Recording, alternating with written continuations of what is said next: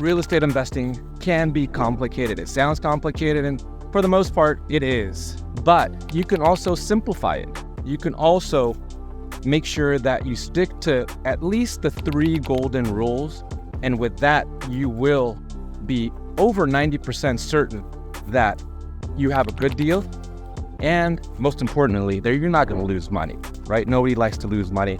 So when you do the calculations, focus on the expenses, not what you estimate. Always add a little more to it, add another 10% or 20% to those expenses, just in case something doesn't go as planned, something new pops up. And also underestimate the sales price, because if you're looking just best case scenario, you can probably have very, very unpleasant situations where you actually end up losing money, wasting time, and nobody likes that. Overestimate expenses, underestimate sales price, and last but not least, always have at least 2 exit strategies. What does that mean? That means that if you buy a house and you want it as a rental, for example, what happens if the prices for rentals goes down and maybe you're only going to be cash flowing a couple $100 a month?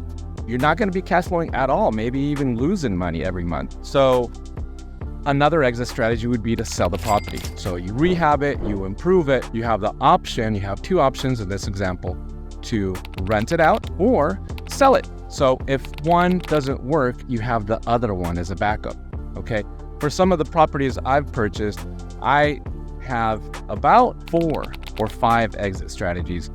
Why? Because sometimes for certain investments, I don't want to take a risk that high. So I make sure it could be a rental, it could be an Airbnb, it can be just a flip, buy and sell, a wrap, creative finance, different options, seller finance, whatever it might be. So just make sure that when you do purchase and when you're ready to purchase, it's always great. And I always, as you know, I always plan for the best, but things happen. So, you also want to be prepared and have a plan B in case something changes and you have to change your exit strategy in order to make a profit.